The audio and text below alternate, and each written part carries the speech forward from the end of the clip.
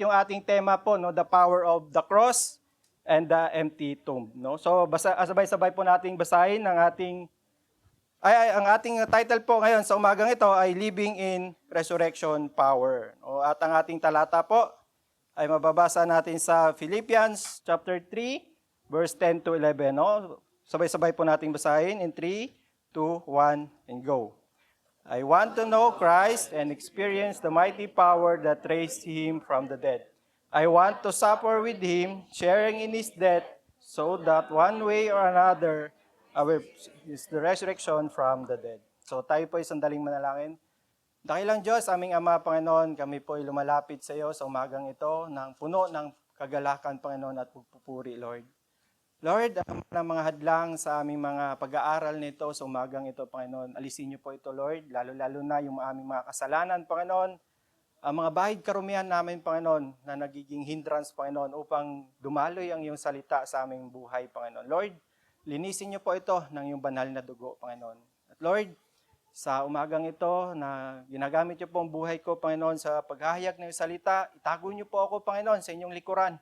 Kayo lamang po ang aming marinig sa umagang ito. Ang boses niyo po ang aming marinig sa umagang ito, Panginoon. At Lord, dalangin ko rin ang lahat ng mga lingkod ninyo, Panginoon, na ginagamit niyo sa umagang ito, saan mang sulok ng mundo, Panginoon, saan mang church sila, Panginoon, naroroon ngayon, na naghahayag na yung salita, Panginoon. Dalangin namin, Panginoon, samahan niyo rin sila, Panginoon, upang ang iyong mga salita, Panginoon, ay kumalat po saan mang sulok ng mundo, Panginoon. At Lord, yung mga kapatid namin na naririto sa umagang ito, maging nandito sa loob ng simbahan na ito, Panginoon, o sa online, Panginoon, samahan niyo sila, Panginoon, ng iyong banal na Espiritu. Nawa, Panginoon, mangusap kayo sa amin sa nais ninyong paraan, Panginoon, upang ang iyong mga salita ay magiging patotoo namin, Panginoon. Lord, maraming salamat.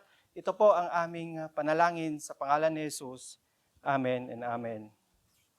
So, bigyan na po natin ng konting background po, no, yung sulat ni Pablo doon sa mga taga-Pilipos, no. So, sinulat po ito ni Pablo, no, habang siya po ay nakakulong sa Roma.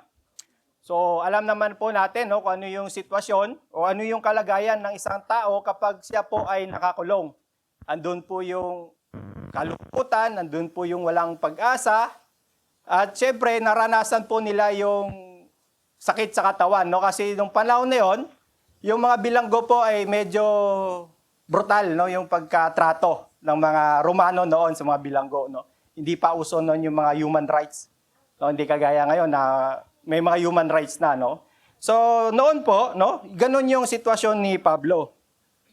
So sa kabila po ng kanyang pagkakulong, nandun pa rin yung kagalakan niya at yung pag-asa niya, no? Dahil po, meron siyang katiyakan na kasama niya si Kristo sa lahat ng kanyang misyon, no? O kanyang mga layunin.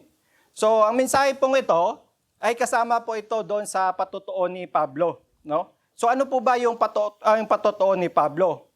No, noong siya po ay si Saul pa, hindi pa siya nakakilala kay Jesus, umaasa lamang po siya sa kanyang sariling karunungan, no? Yung sabi nga natin kanina, pag-aralan natin na biyasa siya sa salita sa law, sapagkat ang teacher niya ay si Gamaliel, no? Isang doctor of law doon sa panahon ng Lumang Tipan, ano po? Kaya po si Pablo ay masugid na tagapagtanggol ng kautusan ni Moises, no? Yung Torah. Dahil dito, ang tingin niya sa mga tagasunod ni Kristo ay lumalabag sa kautusan at nagkakasala ng pagsamba sa Diyos-Diyosan. Kaya buong sigasig niyang inusig at ipinapapatay ang mga sumasampalataya kay Kristo. Ang sabi niya po sa Acts 26, 9-11, akala ko rin nung una ay dapat kong gawin. Ay, wala. Sorry po. Wala yung screen. Okay na. Akala ko rin nung una ay dapat kong gawin ang lahat ng aking magagawa laban sa pangalan ni Jesus na taga Nazaret. At ganoon nga ang ginawa ko sa Jerusalem, maraming Kristiyano ang aking ipinabilanggo batay sa kapangyarihang ibinigay sa akin ng mga punong pari ng mga Hudyo. Isa rin ako sa mga humatol ng kamatayan sa kanila. Pinarusahan ko sila sa lahat ng mga sinagoga upang piliting talikuran ang kanilang pananampalataya. Sa tindi ng potkoy, inusig ko sila kahit sa mga lungsod sa ibang bansa. So pero po, nung makakilala po si Pablo kay Kristo, lubos niya pong naunawaan na ang batas ni Moises, no, binigay na batas kay Moises, hindi po salungat kay Jesus Christ, no? Nung nakatanggap siya kay Jesus Christ, doon niya napagtanto na ang kasulatan ay ang tinutukoy ay si Jesus Christ. Sabi niya doon sa rugtong po nito, sabi niya diyan, dahil dito hinuli ako ng mga Hudyo habang ako nasa templo at pinagtaka ang patay, ngunit hanggang ngayon tinutulungan ako ng Diyos, kaya't nakatayo ako ngayon dito at nagpatotoo tungkol sa Kanya sa lahat ng tao. Hamak man o dakila, wala akong tinuturo kundi ang sabi ng mga propeta at ni Moises na ang Kristo ay kailangang magdusa at siya ang unang mabuhay na muli upang magpahayag ng liwanag sa mga Hudyo at sa mga Hintil. So ito po yung patotoo ni Pablo. So, ang maganda po nito, bakit kailangan mo natin balikan, no? Kung sino si Pablo noong hindi pa siya nakakilala kay Kristo at sino si Pablo noong nakakilala na siya kay Kristo. So bakit po siya nagbago? Paano siya nabago? Di ba? Yun yung pinakamagandang turning point, no? Kagaya kanina na sa ating sharing, na paano tayo nabago. No, kagaya kay Pablo dito, makikita natin, nag-iba yung kanyang nag-iba yung kanyang pagtingin kay Kristo na dati niyang inuusig, ngayon ay kanya nang ipinangangaral. Ano po? So, titingnan natin, no, kung paano nabago, ano naging epekto kay Pablo na tatlong mahalagang pangyayari kay Kristo, no, yung magdusa, mamatay at mabuhay muli. So tayo po bilang mga mananampalataya ay tinawag upang makakilala kay Kristo ng malalim at mamuhay araw-araw sa kapangyarihan ng kanyang muling pagkabuhay upang magdulot ito ng pagbabago sa ating pagkatao. Pakiulit nga po, pagbabago sa ating pagkatao, pananampalataya at layunin.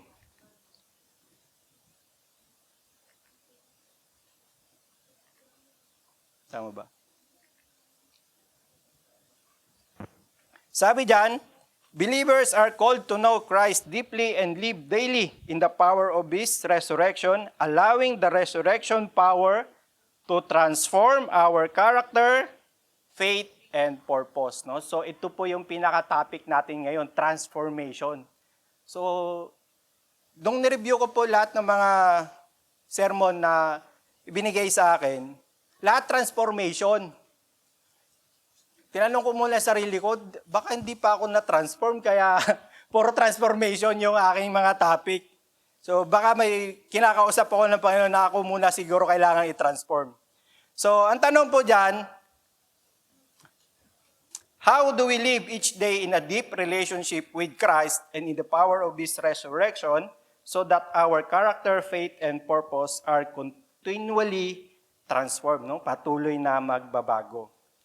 So, para po sagutin natin ang tanong nito, meron po tayong tatlong mahalagang puntos na nagsisimula po sa letter K na magtuturo sa atin kung paano tunay may isasabuhay ang pagkakilala kay Kristo at kapangyarihan ng kanyang muling pagkabuhay.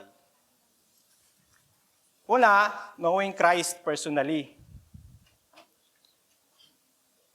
Sabi po sa Greek word po nito, ang salitang knowing po sa Greek po ay ginusko. Parang Tagalog, ano? Ginusko. Ginusko mo yan? Di ba?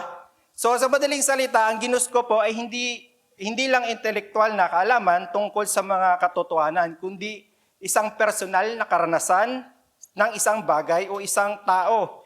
Sa kasong ito, sa ginamit po dito, ang personal na pagkakilala sa persona ni Kristo. No? Yun po ang ginusko, no? Ginamit yan na Greek word. No?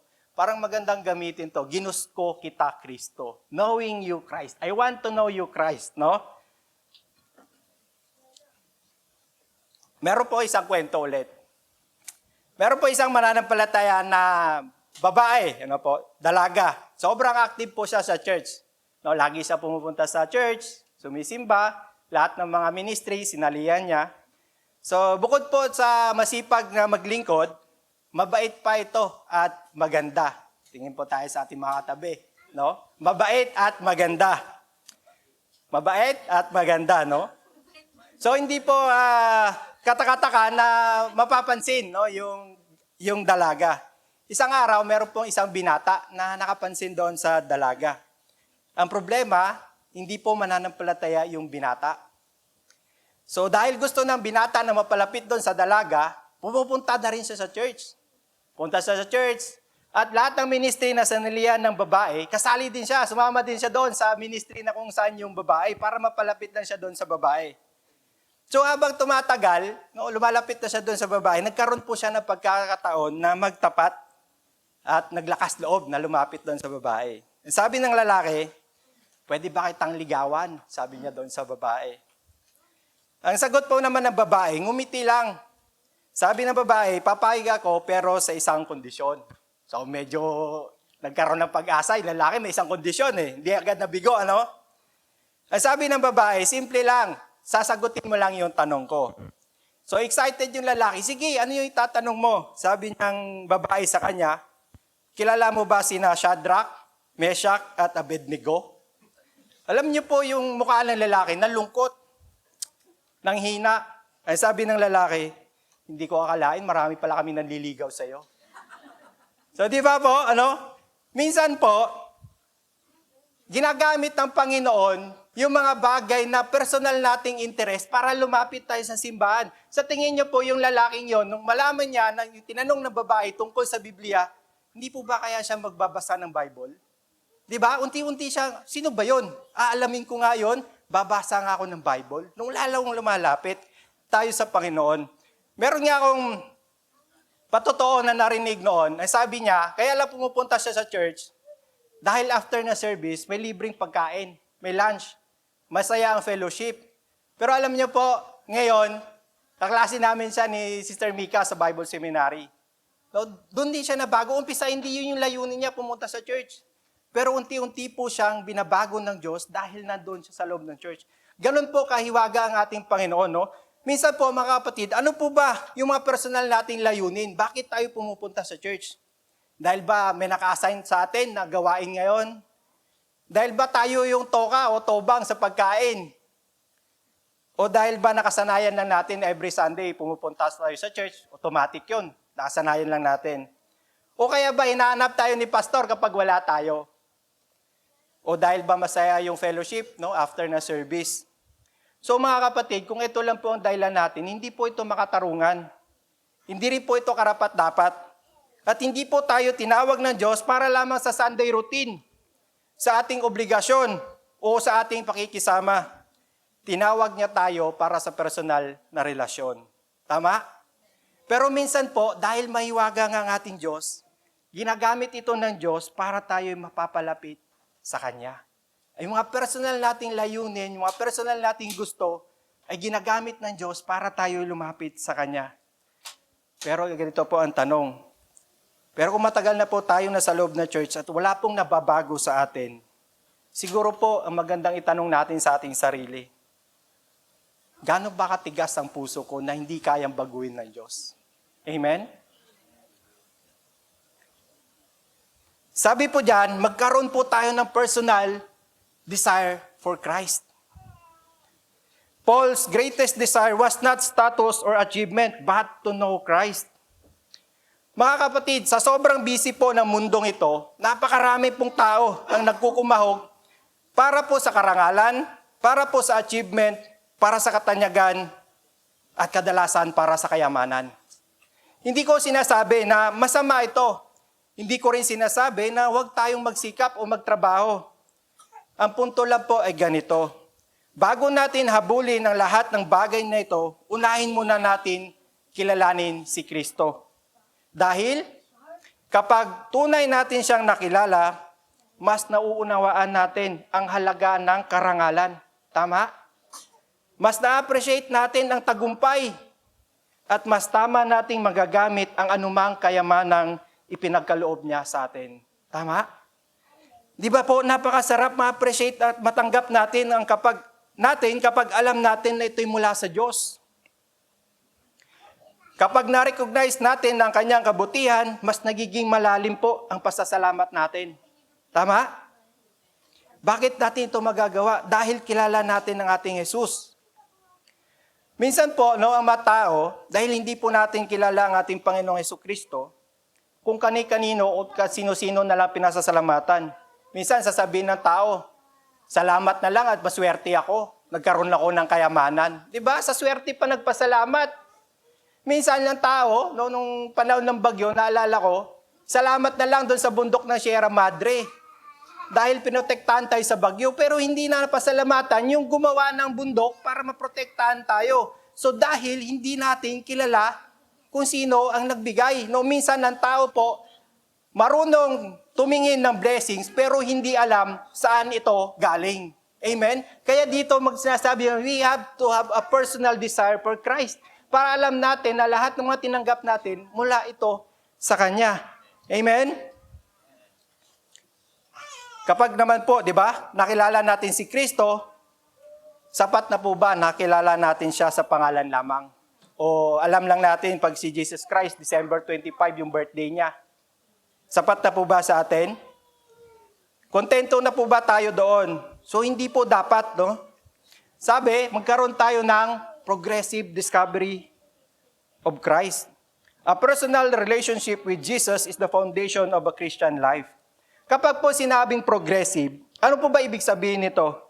Ito po ba ay paurong na pababaw ng pababaw or palalim na pagkakilala natin kay Jesus Christ?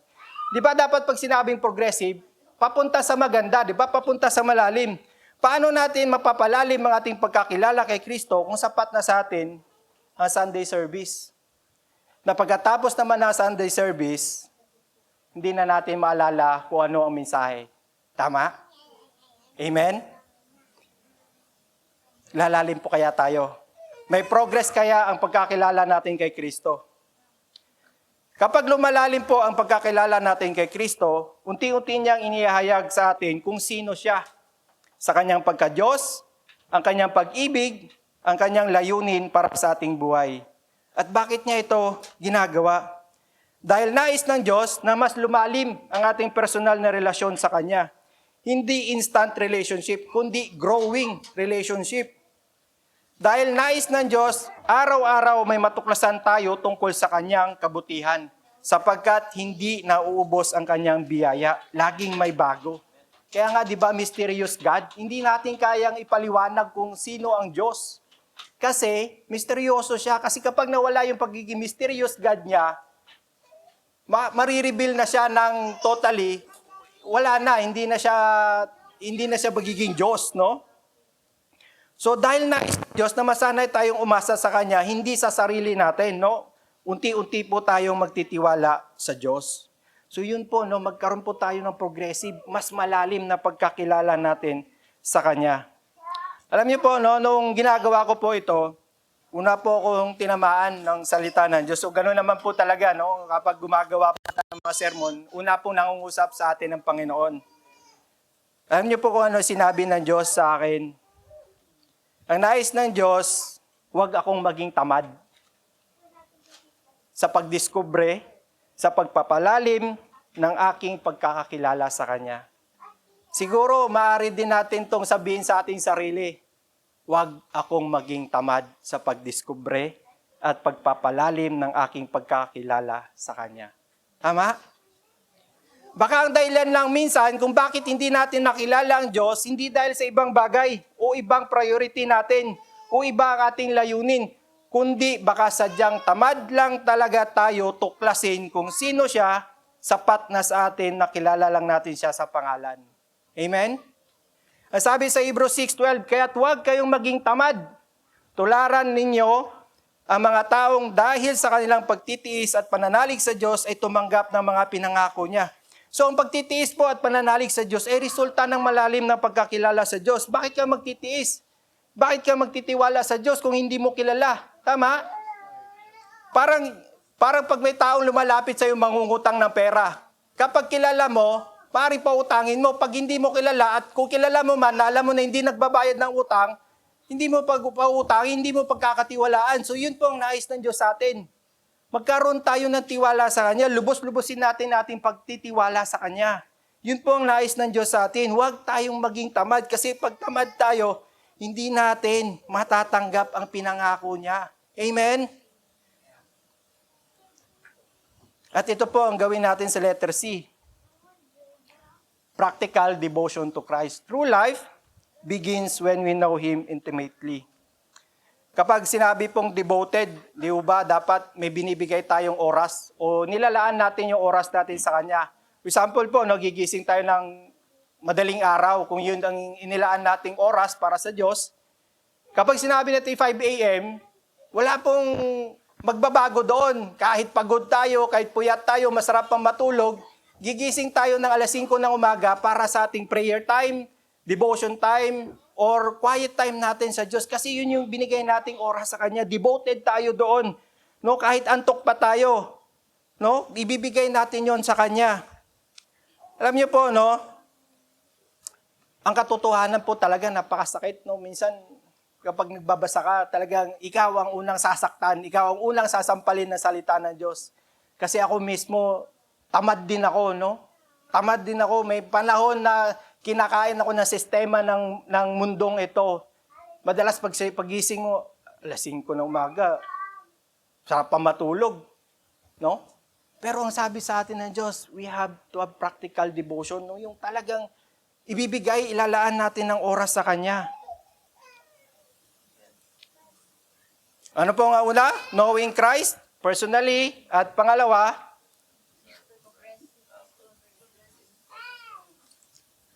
dito po tayo sa pangalawang K.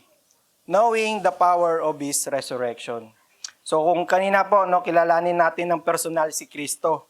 So ngayon naman, kilalanin natin ang kapangyarihan ng Kanyang muling pagkabuhay. So ano ba yung muling pagkabuhay? May idea po ba kayo? Sino po gusto makaranas ng muling pagkabuhay? Taas ng kamay. No, pero kailangan mo mamatay. Amen, no? Meron nga ako isang narinig. Kung mamamatay ka bukas, bakit hindi ngayon na lang? Kasi pas mabilis mo maranasan, bakit bukas pa? Hindi ngayon na lang, no? So, may kilala po ba tayong tao na kayang bumuhay ng kanyang sarili? O kaya niyang bumuhay ng mga patay? Wala po, di ba? Ang tanging Diyos lamang may kakayanan nito. So ano po ba yung tinutukoy dito? Sabi diyan, di ba? Na experience the mighty power that raised Him from the dead. Ano yung mighty power na to? Ito po yung resurrection power, no? Yung kapangyarihang bumubuhay mula sa kamatayan. So ano ba ang resurrection power na ito? Meron po ba tayo nito? Sabi diyan, possessing His resurrection power. So wow, may kapangyarihan pala tayo, no? Tayong mga believers. Sabi yan, experience the mighty power that raised Him from the dead. The same power that raised Jesus from the dead is available to believers. So kapag mananampalataya pala tayo, may kakayanan tayong bumuhay ng mga patay. O may kakayanan pala tayo na buhayin nating sarili pagkatapos tayo mamatay. Totoo kaya to? Hindi po, no? Kung totoo po ito, malamang po sa ugali ng tao na, ano ba tawag yun? Sa amin sa Bisaya, bintahuso eh. Ano tawag yun? Yung doon ka sa advantage sa'yo. Ano tawag doon sa Tagalog? Ayun, no? Kapag ang mananampalataya po o ang tao po ay alam niya kayang mabuhay, no? Kapag mananampalataya kay Jesus Christ, malamang lahat ng tao, Kristiyano. Tama?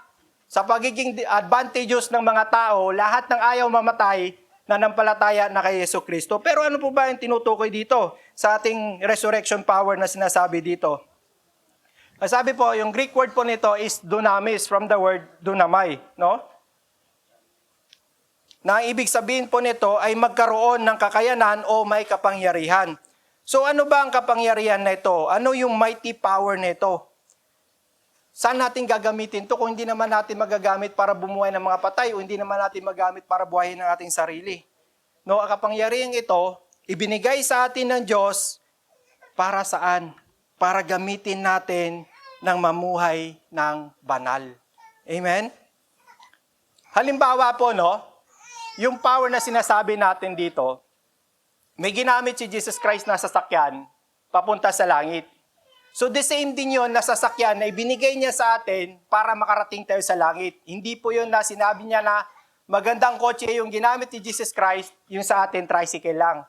Hindi po ganon. Pareho po yung kapangyarihan na binigay kay Jesus Christ, ay ginamit kay Jesus Christ para bumuhay siya muli, ganon dun yung kapangyarihan na binibigay sa atin. Hindi po ito imitation, no? So, The same power na binigay niya sa mananampalataya, gagamitin nga natin ito para sa magiging pamumuhay nating banal, no? Para baguhin tayo. Sabi diyan, gamitin natin ito para mamuhay ng may kabanalan, life of holiness.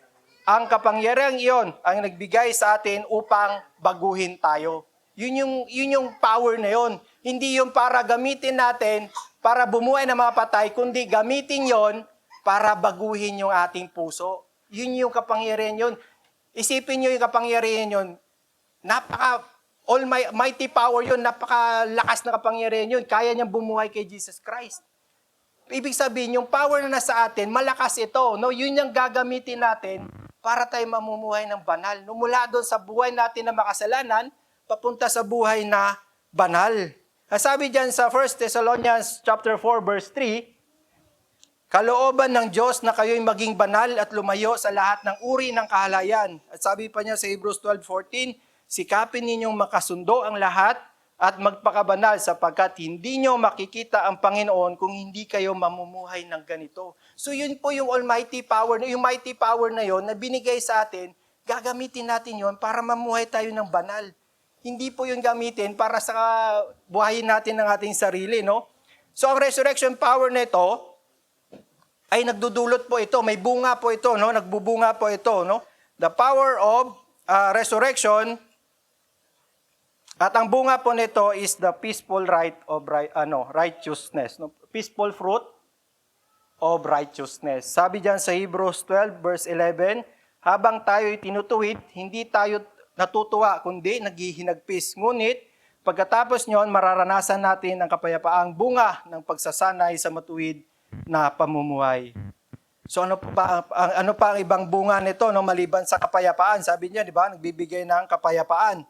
Ano pa ang binibigay na bunga ng resurrection power na to? Sabi sa Ephesians 1:18-20, nawa'y liwanagan ng Diyos ang inyong mga puso upang malaman ninyo ang pag-asa. No? Nagbibigay ng pag-asa.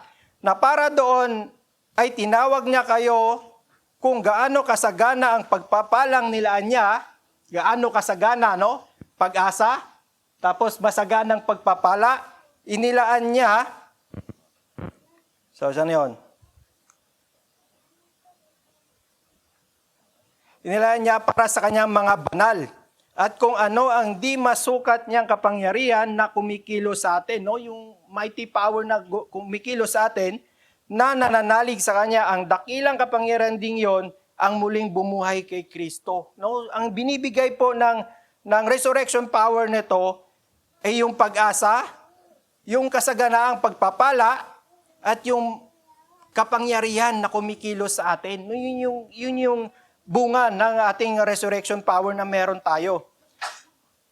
So magkaroon po tayo ng pag-asa at masaganang pagpapala ang maranasan ng mga pamumuhay ng banal sa pamagitan ng resurrection power na ibinigay sa atin ng Diyos. So ano po ba ang magagawa ng resurrection power na ito?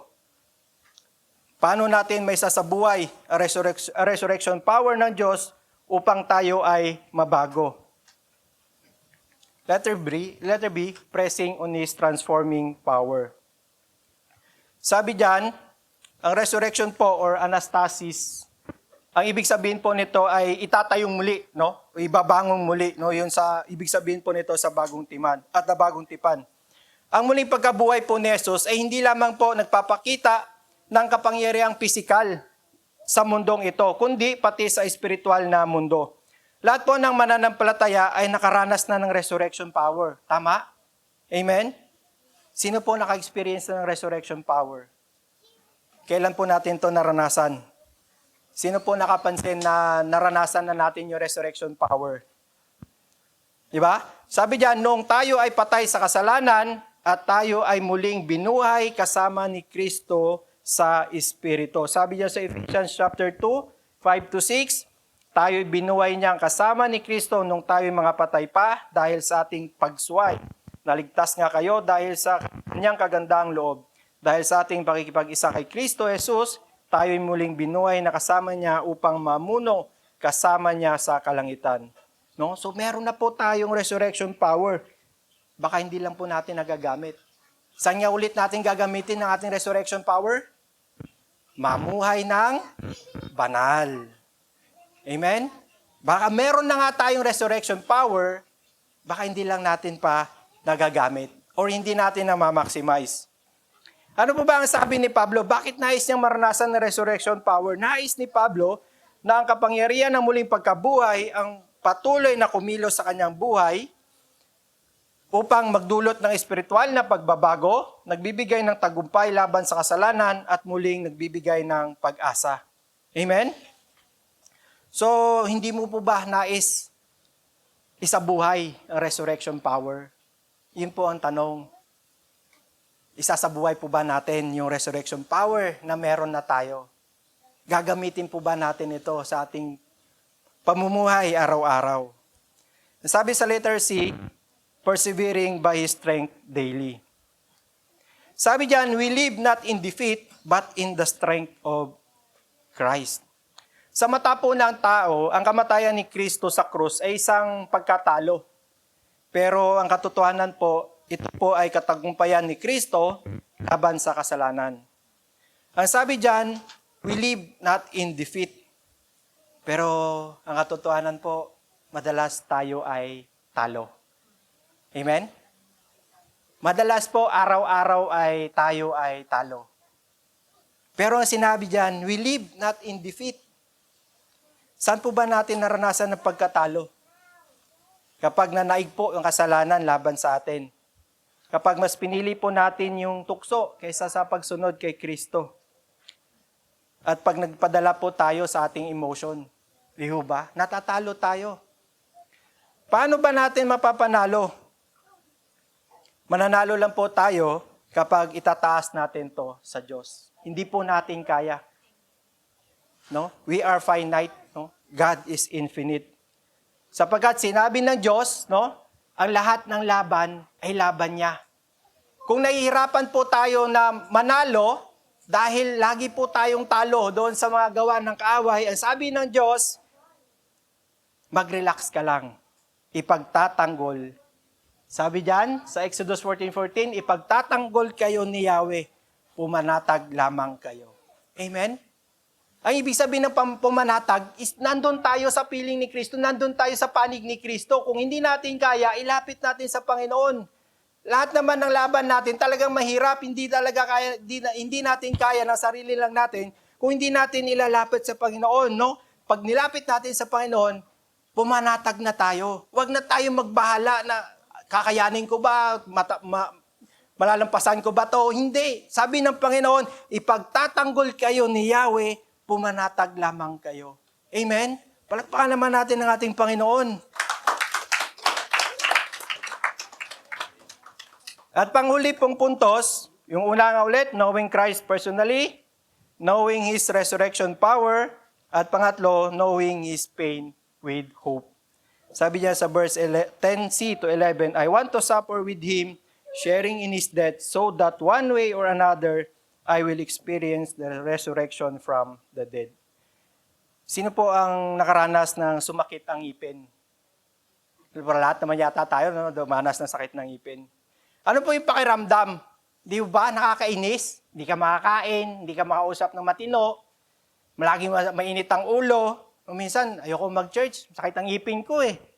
No? Marami akong narinig nito, ayoko magpunta sa church, sakit ang ngipin ko, hindi makapag-concentrate. Pero alam mo na kapag napabunot mo yung ngipin mo, mawawala na to. Makakabalik ka ulit sa church. What if po kung yung pain na nararamdaman natin is wala nang chance na mawala? Meron po ba kaya pag-asa sa atin? Kasi sabi ng Bible, di ba, ang pag-asa natin nasa Panginoon. Palagay po natin, patuloy pa rin po kaya tayong aasa? Ang sabi po dyan, following Christ includes trials and sacrifices. Sabi niya, pain in following Christ. Ang lahat po ng tao, maging po ang mananampalataya, ay hindi ligtas po sa mga pains and sacrifices na ito. Hindi po tayo ligtas sa matinding sakit. Hindi po tayo ligtas sa pagdurusa. Hindi tayo ligtas sa mga diskriminasyon. At hindi po tayo ligtas sa pag-uusig. Bakit? Sapagkat lahat ng tao ay dumaranas ng paghihirap sapagkat karamihan ng mga problema sa buhay ay bunga lamang ng sarili nating mga gawa. Amen? Tama po ba? At kapag dumaranas ng pagdurusa, mapalad po tayo mga mananampalataya. Sapagkat merong tayong pag-asa mula sa ating Diyos sapagkat tapat ang Diyos sa kanyang mga pangako. What if kung hindi ka mananampalataya? Kapag dumanas ka ng mga pagpasakit, pag dumanas ka ng mga sacrifices and pain, kadalasan, nagpapakamatay na lamang Sabi po sa Hebrews 10:23, magpakatatag kayo sa ating pag-asa at huwag nang mag-alinlangan pa sapagkat tapat ang nangako sa atin. Tapat po ang ating Diyos na hindi tayo iiwan o pababayaan sa ating paghihirap at pagdurusa, lalo na sa mga tapat na naglilingkod sa Kanya. Amen? At sa letter B, participation in His sufferings. Our sufferings identify us with Christ and strengthen our faith. Sabi diyan, ang sufferings and pains ng mga mananampalataya ay tanda na sila ay na kay Kristo. Bakit? Sapagkat ang suffering and pains ay kaparaanan na mas lalong tumibay ang ating pananampalataya. So minsan po, pinahintulutan ng Panginoon, o minsan talagang ginagamit ng Panginoon yung mga matitinding sakit, matitinding problema, para po tayo ay lalong tumibay. Para po tayo lalong lumalim sa pagkakilala sa Kanya. Para lalo po tayong mananampalataya sa Kanya. Mas lalo tayong magkaroon ng eagerness na kilalanin ng ating Diyos kapag tayo po ay may problema. Kagaya po kanina nung sinabi ni Sis Joy, na kapag okay ang kondisyon, nakakalimutan. Kapag may problema, lumalapit sa Diyos. Kaya minsan, pinahintulutan ng Diyos na dumaan tayo sa pinakamatinding problema para tayo magtiwala. Alam niyo po, meron pong kapatiran natin doon sa Anabu. Yung anak niya is kasing edad lang ni Kami, kasi magkasunuran lang kami ng upuan doon banda sa likod. Alam niyo po yung asawa niya at the age of 2 years old yata ang bata or 1, nagkaroon po ng cancer yung babae. So mahaba po yung panahon na nakipaglaban sila doon sa sakit ng cancer. Dumaan pa yung pandemic, so nahirapan sila. Yung kanilang hanap buhay naapektuhan doon sa panahon ng pandemic. So nahirapan sila kung paano ma-survive yung paggamot, yung kanilang mga pangangailangan. Pero alam niyo po, paiksin na lang natin ang kwento, namatay din po yung babae. Nagpatotoo po yung asawang lalaki after po ng libing. After a week pala ng libing, nagpatotoo po yung asawang lalaki. At doon ko po nakita na kapag po pala talaga ang mananampalataya, kapag po ang tao ay lubos yung kanyang pagtitiwala sa Diyos, ano man yung kanilang pinagdaanan, never niya po kinwestiyon ng Panginoon. Nakita ko talaga yung kanyang pagtitiwala na lahat ng kanyang mga pinagdaanan. Alam niyo po, sabi niya nung last seconds po ng buhay ng asawa niya, tinatanong niya, anong nararamdaman mo? Sabi ng asawa niya, asan yung anak ko?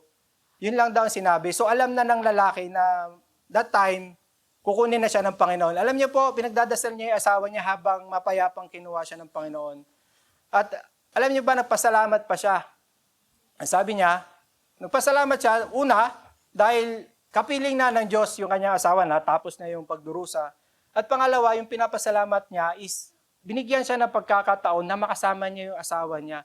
So, ganun po yung isang mananampalataya na malalim po yung pagkakakilala sa Diyos, malalim po yung pagkakatiwala sa Diyos na kahit anong pain, anong yung mga pinagdadaanan nilang sakripisyo, nagbenta po nila yung mga property nila para ma-survive yung gamutan, yung mga kailangang bilhin o kailangang proseso. Pero hindi po siya nagkaroon ng question sa Panginoon, kundi bagkus nagpatotoo po siya na ang Diyos ay mabuti. So, amen? So, ganun po yung nais ng Diyos sa atin. No? Magkaroon po tayo ng malalim na pagtiwala natin sa Kanya, sa Diyos.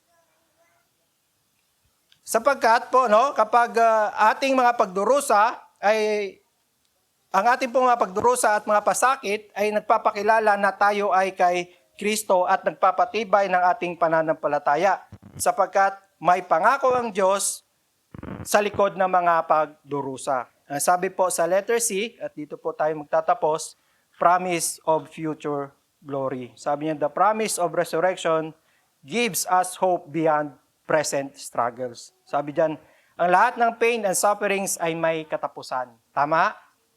Manatili po tayong tapat at tiyak. Sa kabila nito, naghihintay sa atin ang pag-asa at ang pag-asang iyon ay may katiyakan. Kasing tiyak na muling pagkabuhay ni Kristo, tiyak na mangyayari, hindi lang basta hope, it is assurance. Sabi po sa 1 Corinthians 15:20-22, ngunit sa katunayan si Kristo ay muling binuhay at ito'y katibayan na mulingang bubuhayin ang mga patay. Kung paanong dumating ang kamatayan sa pamamagitan ng isang tao, gayon din naman dumating ang muling pagkabuhay sa pamamagitan din ng isang tao. Sapagkat kung paano namatay ang lahat dahil sa kanilang kaugnayan kay Adan, gayon din naman mabubuhay ang lahat dahil sa kanilang kaugnayan kay Kristo. So yung pangako ng Diyos ay tiyak po, tiyak kasing tiyak ng muling pagkabuhay ni Kristo. Nangyari po yung muling pagkabuhay ni Kristo, kaya yung pag-asa natin ay tiyak na mangyayari. Amen? Sa ating po conclusion, because Jesus rose from the dead, believers are not meant to live powerless lives. We are called to pursue a deeper relationship with Christ. Rely on His resurrection power in our daily struggles and remain faithful even in sufferings.